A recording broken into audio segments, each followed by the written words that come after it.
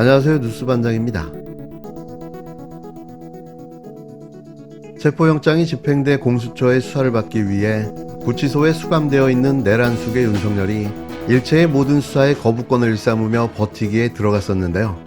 마치 모든 걸 포기라도 한 듯 말이죠. 그러던 그가 느닷없이 17일 청구된 구속영장 적부심 심사에 출석하겠다고 나섰는데요.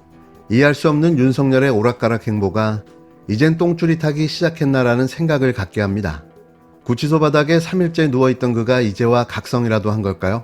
하지만 이 같은 그의 행동은 여지껏 자신이 주장해온 공수처의 수사, 법원의 2차례 영장 발부가 불법이라는 자신의 주장과 자신의 논리를 180도 뒤집는 꼴인데요. 또 직전 기각된 체포적부심 신청도 뒤집는 행보인 겁니다. 윤석열은 대체 왜 이런 결정을 내린 걸까요? 누가 봐도 구속영장 발부는 기정사실로 보여지는데요. 100% 아니 120%로 보여집니다. 저는 결과가 뻔한 그의 이번 구속영장 적부심 심사 출석은 자신의 존재감을 각인시키고 열혈 지지자들의 결집을 노린 행동으로 보여지는데요. 그가 노리는 건 계속되는 사회분열과 자신을 향한 동정 여론일 겁니다. 마침 어제 알 수 없는 높은 이상한 여론조사가 발표되면서 아마도 이런 생각을 갖게 된 게 아닐까 싶은데요. 아직도 꿈을 꾸고 있는 내란숙의 윤석열, 그의 40년지기 석동현 변호사의 말을 들어보면 그의 저의를 간파할 수 있었습니다. 그래, 우리가 좀 미리 대통령 오시니까 현장 한번 둘러보기 위해서 왔습니다. 변호사님, 그러면 영장실질심사에 같이 입회하시나요? 예. 지금 내란죄 혐의 인정 안 하시는 겁니까? 내란죄 자체가 말이 안 되는 그런 프레임입니다. 왜 말이 안 됩니까?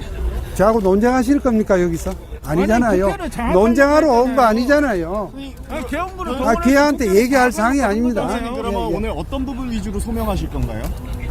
지금 대통령에게 씌워진 그 내란 프레임이 정말 말도 안 된다는 점을 법원 판사에게 설명을 할 것이고요. 대통령의 명을 다른 것에 불과한 지금 장성들과 경찰청장을 구속한 이 부분에 대해서도 정말 그 부당성을 얘기를 할 것입니다. 그럼 오늘 대통령께서도 한 말씀 하실 예정인가요, 오늘?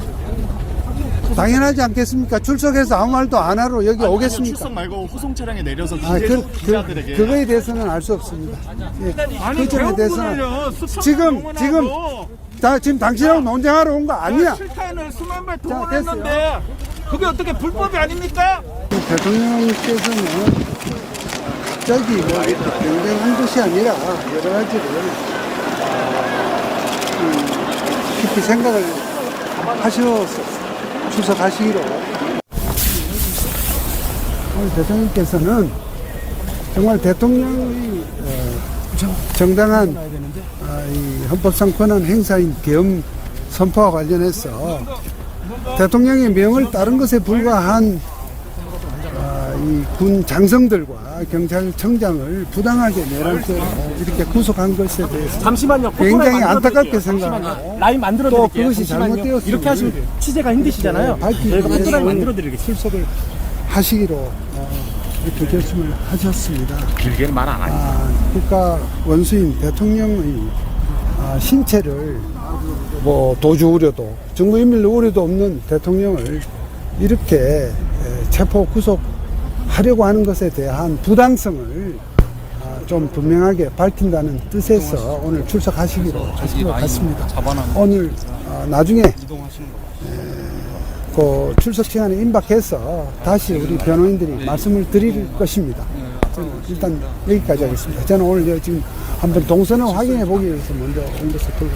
이런 가운데 윤석열의 구속영장 실질 심사를 앞두고 여야는 정반대 입장을 내놨는데요. 여당은 현직 대통령은 도주의 우려가 없다면서 불법 구속 수사를 해야 한다고 요구했고, 야당은 내란 수계를 풀어주는 나라는 없다, 구속이 당연하다고 목소리를 높였습니다. 윤석열이 구속 갈림길에 선 가운데 여당은 현직 대통령에 대한 불구속 수사를, 야당은 내란 수계에 대한 구속을 각각 요구하며 목소리를 높였는데요. 제발 상식적인 생각을 좀 했으면 합니다. 국힘당은 이미 법원에 문제가 없다고 판단한 영장 관할을 다시 지적했는데요.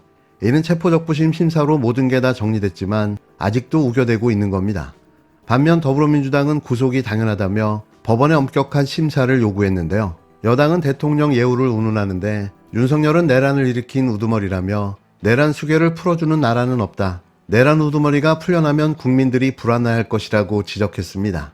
윤석열은 여전히 묵비권을 행사하며 수사를 거부하고 있다며 지금은 부정선거에 대한 자신의 망상을 퍼뜨리고 있는데 풀려나면 지지층을 선동해 나라를 갈등에 몰아넣을 것이라고 팩폭했는데요. 이어 법원이 내란을 수습하기 위해 현명하게 판단할 것으로 믿는다고 당부했습니다. 그렇다면 법을 누구보다 잘 아는 윤석열은 왜 이렇게 억지 주장을 반복하고 있는 걸까요? 그 배경과 그 목적은 무엇일까요? 그건 탄핵 심판을 지연시키고 국민이 분열되든 말든 궤변으로 선동해 반격을 시도하려는 전략이라는 건데요. 하지만 법조계에서는 자충수라는 평가가 나오고 있습니다. 비상계엄 선포 이후 구속영장 청구까지 윤석열의 45일은 내란죄 수사와 탄핵 심판 절차 하나하나에까지 제동을 걸어왔는데요. 체포된 이후에는 진술 거부, 조서 서명과 날인 거부, 조사 전면 불응, 체포적부심 청구에 이어 수사 책임자도 고발했습니다. 다른 피의자라면 엄두도 못 낼 법 기술들인데요. 체포 전에도 마찬가지였습니다. 윤석열 측은 헌법재판소가 재판 관련 서류를 아무리 보내도 일부러 받지 않았는데요. 1차부터 5차 변론 기일을 한꺼번에 지정한 헌재의 조치에 대해선 이의 신청을, 정계선 재판관에 대해선 기피 신청을 했습니다. 윤석열이 헌재와 수사기관에 낸 이의 신청과 기피 신청은 6건, 6전 6패였는데요. 그런데도 계속 이러는 건 시간을 끌며 강성 지지층을 선동해 수사와 재판을 압박하려는 시도로 보입니다. 체포를 당하는 순간까지 법이 무너졌다. 부정선거 증거는 너무 많다며 억지 주장을 이어갔고 극우 유튜버가 이를 퍼날렀는데요. 국힘당 일부 의원들도 이런 주장에 동조하고 있습니다. 구속영장이 청구되자 윤석열은 지지자들을 향해 또 입장문을 냈는데요. 하지만 이런 전략은 결국 독이 될 거라는 분석이 많습니다. 노희범 전 헌법재판소 헌법연구관은 본인이 법치주의와 민주주의의 희생자인 양 코스프레를 하고 있다며 사실상 자충수를 두고 있다고 직격했는데요. 규범적인 심판 절차에는 어떠한 영향을 미치지는 않는다라고 확신한다고 말했습니다. 헌재는 지난 2017년 박근혜 전 대통령 탄핵 심판 당시 헌법을 수호해야 할 대통령이 검찰과 특검 조사에 불응하고 압수수색을 거부하는 등 헌법 수호 의지가 드러나지 않았다는 이유로 파면했습니다. 결국 그의 갈팡질팡 오락가락 엽기적이기까지 한 행보가 자신을 파면시키는 셀프 탄핵의 길로 가고 있는 겁니다. 피청구인은 매우 위험합니다. 만에 하나 이 사건 탄핵 심판 청구가 기각돼서 피청구인이 대통령 직무에 복귀한다면 과연 피청구인이 어떤 위헌적인 행위를 할 것인지 전혀 예측 가능하지 않습니다. 그래서 많은 국민들이 불안해하고 있습니다. 만일 피청구인의 헌정 파괴 행위를 받아들이고 그리하여서 피청구인을 파면하지 않는다고 한다면 이를 본보기로 삼은 미래 독재자를 키워내는 결과가 될 것입니다.